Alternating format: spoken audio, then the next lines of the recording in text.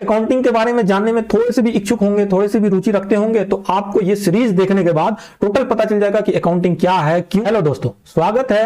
ये आपका video number 5 का पार्ट 2 है। पार्ट 1 हम लोगों ने देखा और हम लोगों ने सीखा कि कैसे अकाउंटिंग करते हैं। पार्ट में मैंने कहा था कि एक बिजनेसमैन को मस्ट है कि अकाउंटिंग करना चाहिए। क्यों करना चाहिए?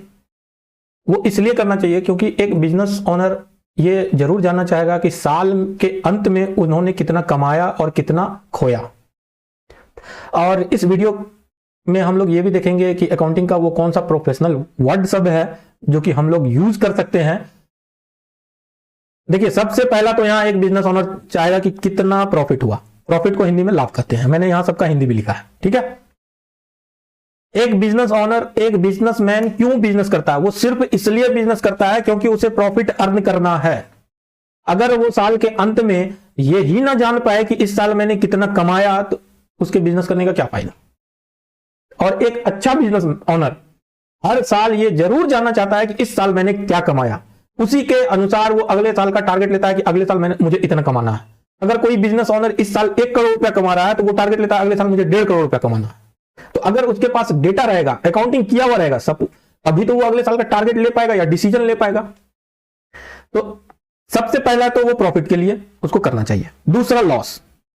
बिजनेस में हर साल ऐसा ही नहीं होता है कि प्रॉफिट ही होता है, क्योंकि जब जियो न्यू लॉन्च किया था तब आप देख रहे थे वो 5G का, जब उन्होंने 4G का लॉन्च किया था तो 4G का हर जगह टावर लटका रहा था, हर जगह फ्री सर्विस दे रहा था। तो जियो को पैसे तो खर्च हो रहे थे लेकिन अर्निंग हो रहा था? अर्निंग कुछ नहीं हो रहा था। तो लॉस भी हो सकता है। 3 साल 4 साल कंटिन्यू लॉस हुआ था। तो एक बिजनेस ओनर अपना प्रॉफिट, अपना लॉस जानने के लिए जो है अकाउंटिंग करना चाहिए। चौथा नंबर, एक बिजनेस ओनर को इसलिए अकाउंटिंग करना चाहिए क्योंकि वो जान पाए कि कितना उसके ऊपर किसी अन्य लोगों का कर्जा है, यानी उन्होंने किसी से सामान खरीदा। देखिए, बिजनेस में क्या होता है, हम लोग नॉर्मल लाइफ में क्या होता है, पैसे देते हैं और सामान खरीद के लाते हैं। लेकिन बिजनेस में ये रूल नहीं चलता। बिजनेस में वो पैसे देकर के भी सामान खरीद के लाते हैं, लेकिन ज्यादातर क्या होता है, वो सामान खरीद के ले आते हैं और उसको बाद में धीरे धीरे कर करके पैसा देता है। वो महाजन को धीरे धीरे पैसा करके देते हैं, होलसेलर को धीरे धीरे करके पैसा देते हैं, ठीक है। तो जो महाजन है उसको क्रेडिटर कहते हैं। जो लेनदार है, बिजनेस ओनर का जो लेनदार है, किस किस को पैसा देना है। सपोज इस बिजनेस ओनर राहुल ने जो है जनवरी को 10 लाख रुपया का सामान ले आया था और कहा था कि ठीक है, अगले 12 महीना में थोड़ा थोड़ा करके मैं आपको पैसा दूंगा। तो अगले 12 महीना में उन्होंने किसी को थोड़ा थोड़ा करके पैसा दिया। तो कितना पैसा अदा किया और कितना पैसा बच गया उसको ये भी तो जानना है। तो कितना उसके ऊपर कर्ज है, कितना लेनदारों का, कितना उसके महाजन का कर्ज है, उस महाजन को, लेनदार को क्रेडिटर कहते हैं। अकाउंटिंग की दुनिया में, प्रोफेशनल वर्ल्ड में, फाइनेंस के दुनिया में लेनदार को क्रेडिटर कहते हैं, ठीक है। अच्छा, देखिए, बहुत बार क्या होता है, एक बिजनेस ओनर किसी से सामान उधारी में खरीद के लाता है, लेकिन ऐसे कुछ ग्राहक होते हैं जो उनके जान पहचान के होते हैं, या कुछ छोटे मोटे व्यापारी होते हैं जिसको उन्होंने सामान उधार में दे रखा हो, ठीक है। तो वो बिजनेस ओनर ये भी तो चाहेगा कि कितना मैंने किसी को उधारी दे रखा है ये मैं जानूं। साल में, महीने में, मेरे को पता तो होना चाहिए कि कितना मेरा रुपया किसी और के पास फंसा हुआ है। वो सामान ले गया था, अभी पैसा मुझे नहीं दे गया है, तो उसे कहते हैं डेटर। डेटर का हिंदी होता है देनदार, कि यानी कौन कौन से लोग हैं जो मुझे पैसे देंगे, किस किस लोगों के पास मेरा पैसा है। तो एक बिजनेस ओनर को यह भी ख्वाहिश रहती है कि वो साल में जाने कि कितना डेटर है, कितना देनदार है, किस किस के पास मेरा पैसा फंसा हुआ है जो मेरे को लेना है। और हम लोग लिख करके भी रखते हैं, लेकिन हम लोग इस प्रोफेशनल वर्ड को नहीं जानते हैं। अगर इस प्रोफेशनल वर्ड के साथ हम लोग लिख करके रखेंगे, अपने बिजनेस में यूज करेंगे, तो सामने वाले के ऊपर हम लोगों का इंप्रेशन थोड़ा सा और अच्छा बनेगा और लोग जानेंगे कि भाई ये प्रोफेशनली बिजनेस करता है, अच्छे से बिजनेस करता है। आपको अच्छे से लोग ट्रीट करेंगे। जब आप इन सब वर्ड का यूज करेंगे अपने बिजनेस में तो लोग आपको और अच्छे से ट्रीट करेंगे। वो ये जानेंगे कि आप जानकार हो, ठीक है। और जाने अनजाने में इन सबको आप आज तक लिखते आ रहे थे, कोई नया मैं आपको नहीं बता रहा हूं, ठीक है। फिर उसके बाद एक बिजनेस ओनर को यह भी तो जानना है कि इस साल में कितने मैंने खर्च किए। अब खर्च क्या हुआ, जैसे इलेक्ट्रिसिटी का बिल हुआ, रिफ्रेशमेंट हुआ। रिफ्रेशमेंट मैंने किसको कहा था, शाम को बिजनेस ओनर चाय नाश्ता वगैरह जो करते हैं तो वो भी तो चाहिए। या फिर और कोई XYZ का खर्चा हुआ, एक बिजनेस ओनर ये भी तो जानना चाहेगा कि इस साल मैंने टोटल कितना खर्च किया। ठीक है, अब एक बिजनेस है, जैसे सपोज मिस्टर राहुल बिजनेस कर रहा है, उन्होंने 20 लाख बिजनेस में लगा दिया। ठीक है, तो उसके घर के भी खर्चे हैं, उसके खुद के भी खर्चे हैं, तो कुछ वो बिजनेस से सामान लेके जाता होगा या कभी कभी वो बिजनेस से रुपया निकाल के अपने पर्सनल खर्च के लिए लेकर के जाता होगा। तो वो ये भी तो जानना चाहेगा कि इस साल मैंने कितना पर्सनल खर्च किया और कितना रुपया बिजनेस से मैंने निकाला खुद के लिए। देखिए, एक होता है आप बिजनेस से रुपया निकालते हैं बिजनेस के लिए, और एक होता है कि आप बिजनेस से रुपया निकालते हैं खुद के लिए। तो एक बिजनेस ओनर यह भी तो जानना चाहेगा कि इस साल मैंने बिजनेस से कितना रुपया लिया। तो जो बिजनेस ओनर रुपया घर ले जाते हैं, कैश हो या सामान हो, उसे ड्राइंग्स कहते हैं। ठीक है, उसे ड्राइंग्स कहते हैं। अच्छा, एक बिजनेस ओनर जब हेल्पर को रखता है, स्टाफ को रखता है अपने शॉप में, अपने दुकान में, अपने फैक्ट्री में, अपने सर्विस प्लेस में या कहीं भी, उसको जब वेतन देता है, तो ये कोई जरूरी नहीं है कि जो स्टाफ रह रहा है सालों भर वही स्टाफ रहे। 2 महीना, 3 महीना, 5 महीना या 6 महीना में स्टाफ चेंज भी होते हैं। पहले स्टाफ को कुछ और वेतन देते थे, इस स्टाफ को कुछ और वेतन देते हैं। तो एक बिजनेस ओनर यह भी तो जानना चाहेगा कि इस साल मैंने हेल्पर को कितना सैलरी दिया। तो ये सैलरी पेड, ये सैलरी पेड वेतन दिया। ठीक है, यहां सिर्फ सैलरी का भी यूज कर सकते थे, लेकिन आप लोगों को समझाने के लिए ये पेड का वर्ड मैंने यूज किया है। इसको लिखने का जरूरत नहीं होता है, सिर्फ सैलरी वर्ड लिख देते हैं, इसका मतलब सैलरी पेड ही होता है बिजनेस की दुनिया में। ठीक है, क्योंकि हम लोग अगर बिजनेस ओनर है, अगर सपोज आप एक बिजनेस ओनर हो, तो आप खुद को सैलरी नहीं दे सकते। आप जो पैसा लेकर के जाते हो उस बिजनेस से, वो ड्राइंग्स कहलाएगा।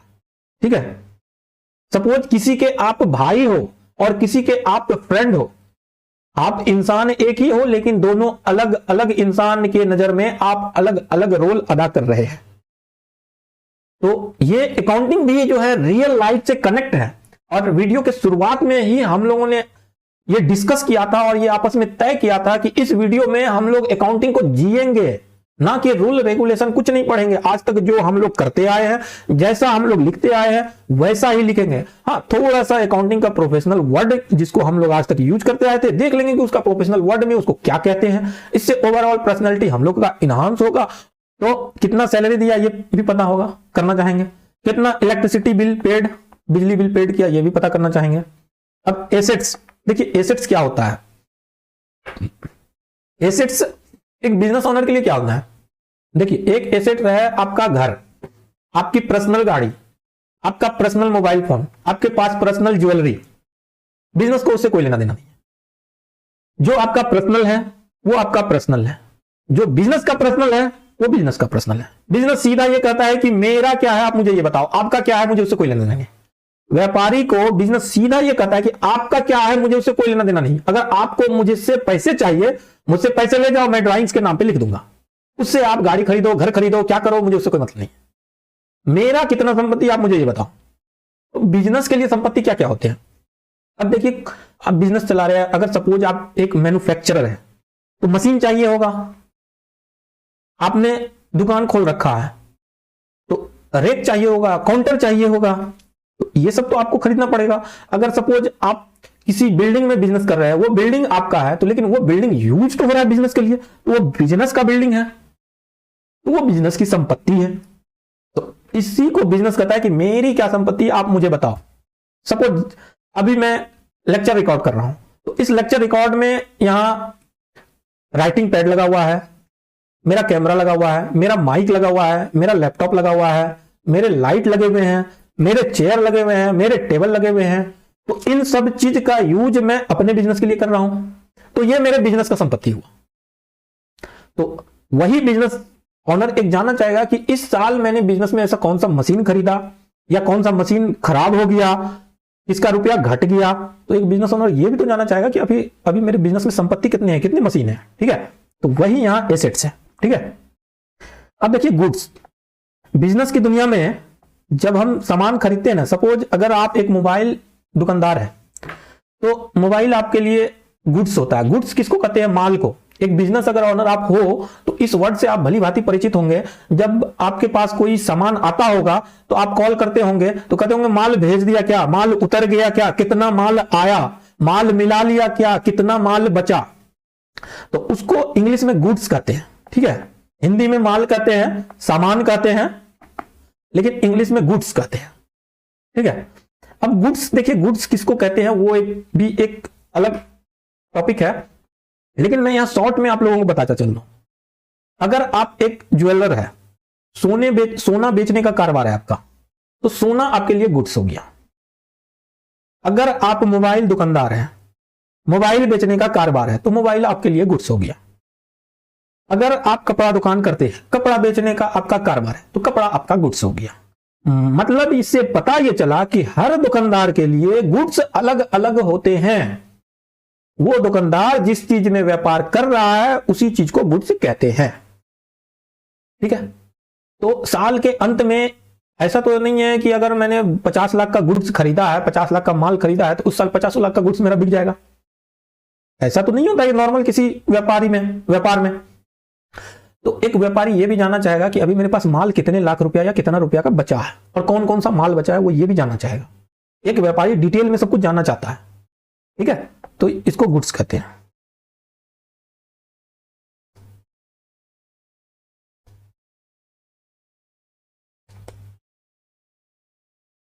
इसको गुड्स कहते हैं, ठीक है। अब एक व्यापारी का देखिए, व्यापार का रीढ़ का हड्डी क्या है? सेल। आप माल ले आइए, सैलरी दे दीजिए, खर्चा कर लीजिए, संपत्ति बना लीजिए। अगर आपका सेल ही नहीं होगा तो आपके पास पैसे आएंगे कहां से? आपने सामान खरीद के ले आया, सेल ही नहीं हो रहा है तो पैसे आएंगे कहां से? और जब पैसा ही नहीं आया तो व्यापार रुका रहेगा। तो एक व्यापारी ये जानना चाहेगा कि कितना सेल हुआ, पूरे साल में कितना सेल हुआ, पूरे महीने में कितना सेल हुआ, किस किस को सेल किया। अच्छा, एक व्यापारी ये भी जानना चाहता है कि सेल से कितना वापस आया, कितना रिटर्न हुआ। सपोज राहुल एक बिजनेसमैन है और उसने अजय को जो है 2 लाख रुपया का माल बेच दिया, ठीक है। अजय आज 1 तारीख को माल खरीद के ले गया और 5 तारीख को बोलता है, राहुल जी देखिए ये 2 लाख रुपया का जो माल मैंने आपसे खरीद के लाया था, 2 लाख रुपया का माल, इससे 50,000 रुपया का माल जो है वापस आप ले लीजिए। तो ये राहुल तो जानना चाहेगा कि भाई आप 50,000 रुपया का जो माल वापस भेज रहे हैं, क्यों भेज रहे हैं, क्या दिक्कत है, क्या परेशानी है, क्या मेरे माल में कुछ गड़बड़ी है या फिर कोई और रीजन है, आपके पास बिक्री कम है या फिर कुछ और रीजन है। वो रीजन तो जानना चाहेगा। अगर रीजन वो ना भी जानना चाहे, वो इतना जरूर जानना चाहेगा कि सेल मेरा इतना का हुआ था और रिटर्न मेरा इतना का आया और इस व्यक्ति से रिटर्न आया। क्योंकि आइंदा जब वो राहुल कारोबार करेगा फला व्यक्ति से जिससे उसके पास रिटर्न आया, वो सोच समझ के उसको देगा, उतना ही माल देगा, ठीक है। तो वो सेल रिटर्न भी जानना चाहेगा, ठीक है।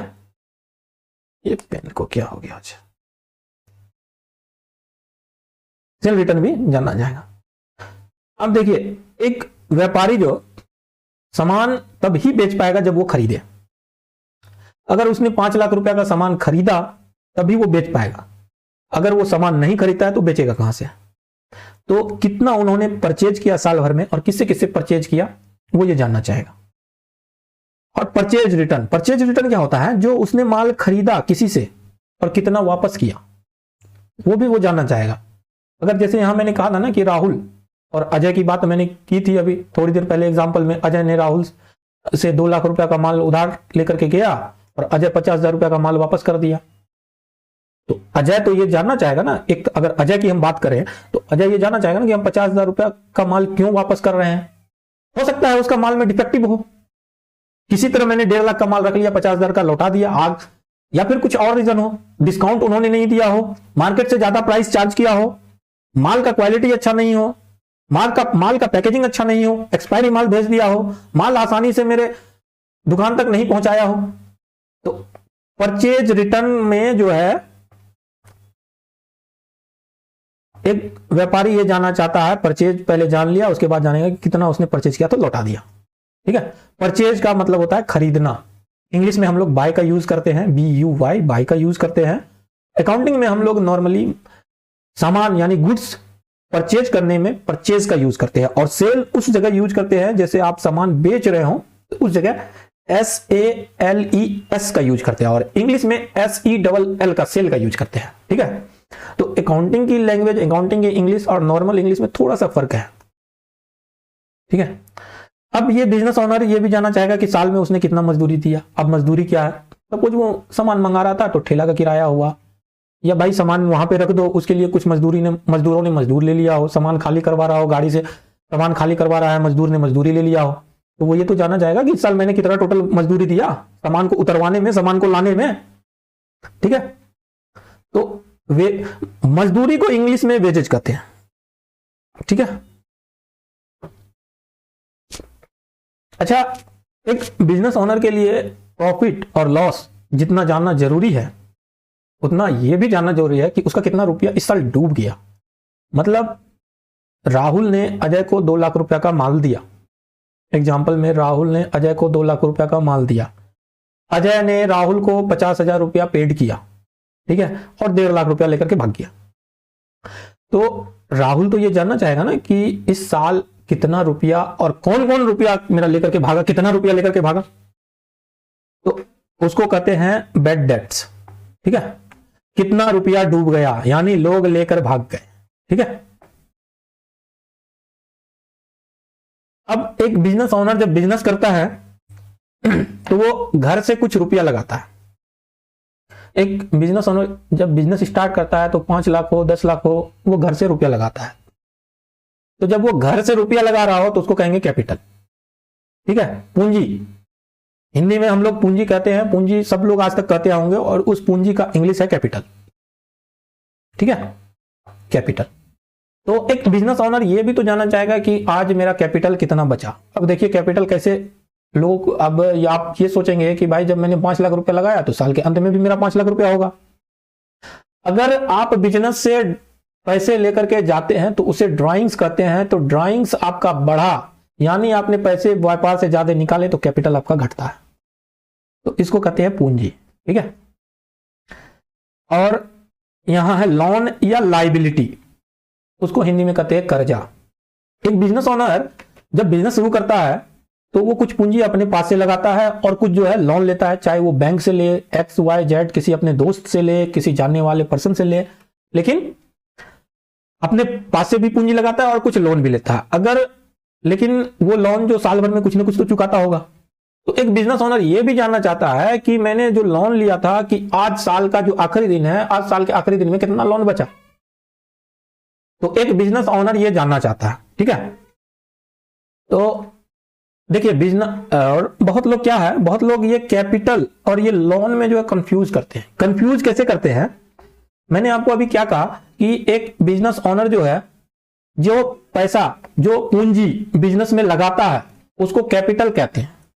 तो आप ये कहेंगे कि एक बिजनेस ओनर लोन लेता है, लोन लेकर के उस पैसे को जो है बिजनेस में लगाता है तो उसको भी कैपिटल कहेंगे, उसको भी पूंजी कहेंगे? नहीं, वो इसलिए नहीं कहेंगे कि जब एक बिजनेस ओनर बिजनेस में पैसा लगाता है, अपना रिक्स जो है, रिक्स लगाता है, वो बिजनेस करने का रिक्स लेता है। और जब एक बिजनेस ओनर बिजनेस करने का रिक्स लेता है तो उस रिक्स के बदले उसको प्रॉफिट मिलता है। और किसी अदर पर्सन से, किसी सेकंड पर्सन से, किसी थर्ड पर्सन से, अपने दोस्त यार से, अपने जानने वाले से अगर वो बिजनेस ओनर पैसा लेकर के उस बिजनेस में पैसा लगाता है तो उस थर्ड पर्सन को, उस दोस्त को, उस जानने वाले को, उस जिन्होंने पैसा दिया बिजनेस ओनर को, उसको जाकर के जो कुछ इंटरेस्ट देना पड़ता है, ठीक है। और जिन्होंने कर्जा दिया था वो कर्जा अपना कभी भी मांग सकते हैं, या फिर उसके लिए एक टाइम पीरियड रहता है, टाइम दिया हुआ रहता है कि इतना दिन में जो है आपको मेरा जो है कर्जा वापस दे देना है। जिसने बिजनेस पर्सन को लोन दिया था, बिजनेस ओनर को लोन दिया था, वो अपना लोन कभी भी मांग सकता है। उस लोन के बिहाफ पे वो उसे इंटरेस्ट लेता है। इसलिए लोन अलग चीज है और कैपिटल अलग चीज है। अच्छा, लोन और कैपिटल में हम आगे भी पढ़ेंगे और बहुत ही डिटेल में पढ़ेंगे। अभी के लिए बस इतना सा जाने कि लोन अलग चीज होता है और कैपिटल अलग चीज होता है। कैपिटल वो है जो एक बिजनेस ओनर पूंजी ला करके लगाता है, वो खुद का पैसा होता है। और लोन वो होता है जो किसी दूसरे पर्सन से आकर के उधारी ले करके अपने बिजनेस में लगाता है। उस पर्सन को, उस व्यक्ति को इंटरेस्ट देना पड़ता है, बिजनेस ओनर को, और वो इंटरेस्ट जो है बिजनेस से ही निकलता है, ठीक है। अच्छा, ये जो डेली का लेन देन होता है, जैसे पैसा आया, कस्टमर आए, पैसा आया, महाजन को मैंने पैसा दिया, ठीक है, उसको भी बिजनेस प्रोफेशन में, अकाउंटिंग की दुनिया में ट्रांजैक्शन कहते हैं। ट्रांजैक्शन का हिंदी होता है लेन देन, ठीक है। ट्रांजैक्शन का हिंदी होता है लेन देन। और अकाउंटिंग का अगर सीधा नियम है, एक अकाउंटिंग करने से क्या फायदा है, मैंने आपको थोड़ी देर पहले कहा था कि एक बिजनेस ओनर को मस्ट अकाउंटिंग करना चाहिए और एक नॉर्मल पर्सन को भी अकाउंटिंग करना चाहिए अगर वो कर पाए तो। देखिए अकाउंटिंग करने का क्या फायदा है कि मुझे profit loss, goods expense, debtor creditor, drawings सारे का पता तो चलता ही है। अगर कभी कोई दिक्कत हुआ तो मैं अपना खाता खोल करके आसानी से समझ सकता हूं कि कहां पैसा मेरा ज्यादा गया और कहां पैसा मेरा फंसा हुआ है, मतलब किससे पैसा मुझे लेना है। और अकाउंटिंग का सीधा एक ही रूल है, पहले लिख तब दे। मतलब पहले लिख तब दे, और लेने समय क्या है, पहले ले तब लिख। कम पड़े तो खाता से ले। अकाउंटिंग का सीधा रूल यही है। देने समय क्या करना है, पहले आपको लिख लेना है कि इतना रुपया मैंने इसको दिया और तब रुपया निकाल के देना है। लेने समय क्या करना है, पहले रुपया ले लेना है कि इतना रुपया फलां से आया, उसके बाद लिखना है कि इतना रुपया आया। अगर आपका अकाउंट और पैसा घट जाता है, कम हो जाता है, कुछ हो जाता है, तो आप अपने खाते में जाकर के चेक कीजिए, वो खाता आपको चीख चीख करके बताएगा कि आपका पैसा यहां इधर है, यहां ऐसे है, यहां ऐसे है। तो इसीलिए अकाउंटेंट ने कहा है कि पहले लिख तब दे, पहले ले तब लिख, कम पड़े तो खाता से ले। और गिफ्ट की बात करें तो गिफ्ट यहां यह है कि जैसे हम लोगों ने क्या देखा, देखिए हम लोगों ने देखा